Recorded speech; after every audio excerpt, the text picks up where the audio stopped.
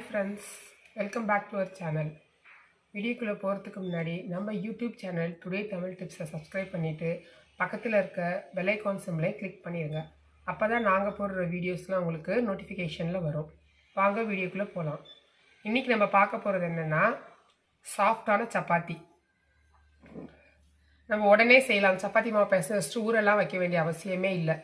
அதுக்கு தேவையானது என்னென்னு அங்கே பார்க்கலாம். ஒரு மிக்சிங் பவுல் எடுத்துக்குவோம். அதுக்கு இதில் கோதுமை மாவு எடுத்திருக்கேன்.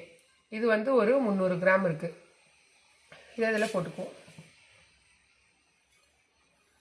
இதுக்கு கை பொறுக்கிற சூடுல வெது வெதுன்னு ஒரு வாட்டர், அதிலே சால்ட் போட்டு ஹீட் பண்ணியிருக்கேன். போட வேண்டியதில்லை. இதை ஊற்றி நம்ம ரெடி பண்ணிடுவோம். மாவு தான் சூடு, அதுக்கு மேலே சூடு தேவையில்லை. கொஞ்சம் கொஞ்சமாக ஊற்றி பார்த்து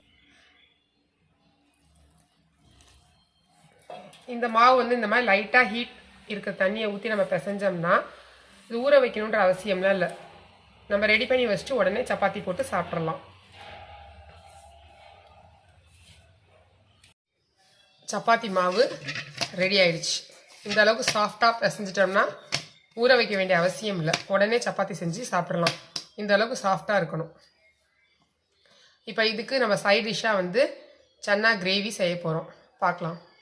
இது கொஞ்சம் நேரம் தோசை தவா நல்லா சூடாயிடுச்சு. ரெடி பண்ண மாவில் நான் இந்த மாதிரி சப்பாத்தி திரட்டி வச்சிருக்கேன். இப்போ அதை நம்ம போடுவோம்.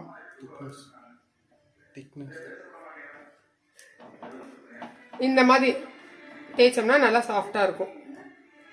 ஆயிலே ஒரு செட்டு கூட ஊற்றாமல் இந்த மாதிரி பண்ணோம்னா நல்லா உப்பி எழுந்துச்சு வரும். பாருங்க, சப்பாத்தி ஆயில் ஒரு சொட்டு கூட ஊற்றலை. எலும்புறது தெரியுதா?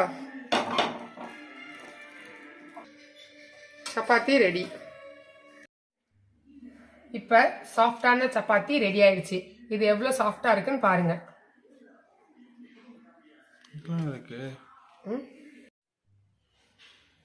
சாஃப்டான சப்பாத்தி ரெடி ஆயிடுச்சு.